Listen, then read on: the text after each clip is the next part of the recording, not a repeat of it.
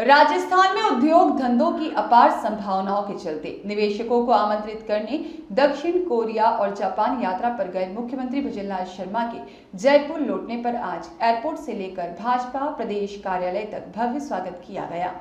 लोक कलाकारों और भाजपा कार्यकर्ताओं ने ढोल नगाड़ों बैंड के साथ पुष्प वर्षा के बीच भाजपा प्रदेश कार्यालय में मुख्यमंत्री भजनलाल शर्मा का स्वागत अभिनंदन किया।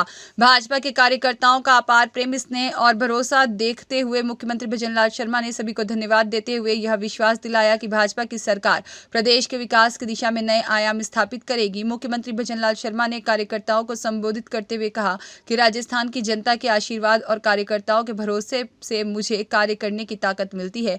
इसी का परिणाम है कि महाराष्ट्र के बाद दक्षिण कोरिया और जापान के निवेशकों ने राजस्थान में निवेश करने के लिए पॉजिटिव प्रतिक्रिया दी है। प्रधानमंत्री नरेंद्र मोदी पर भरोसे के चलते राजस्थान में निवेश के लिए विदेशी निवेशकों में उत्साह देखने को मिला है और नीम राणा में जापानी कॉरिडोर की तरह राजस्थान में दक्षिणी कोरिया कॉरिडोर बनाने के प्रस्ताव पर भी चर्चा की गई। इतना ही नहीं, जापान की एक कंपनी ने तो राजस्थान के 15,000 युवाओं को जापान में रोजगार तक देने का वादा भी कर दिया। जापान की अर्थव्यवस्था को जब हमने देखा, वहाँ की स्थिति को हमने देखा, मैं कहना चाहता हूँ मित्रों,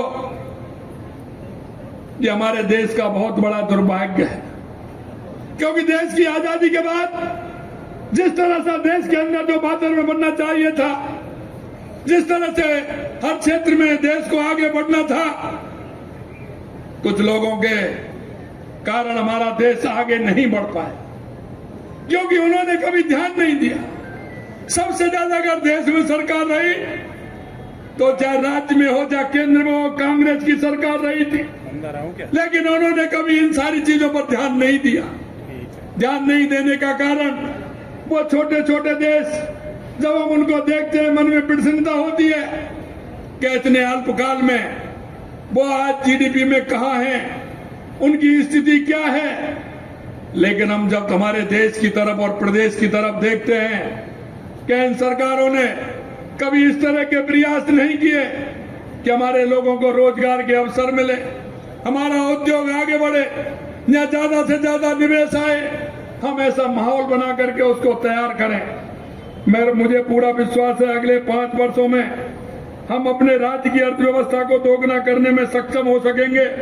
हमारी कोशिश केवल देश के भीतर ही सीमित नहीं है, हम इस समिट को ग्लोबल समिट बनाना चाह रहे हैं, जिसके लिए अनेक देशों के साथ संपर्क कर वहां के निवेशकों को राजस्थान में निवेश करने के लिए प्रोत्साहित किया जा रहा है। दक्षिण कोरिया और जापान में आयोजित इन्वेस्टर मीट में हमें जबरदस्त समर्थन मिला है। राम अवतार शर्मा की रिपोर्ट।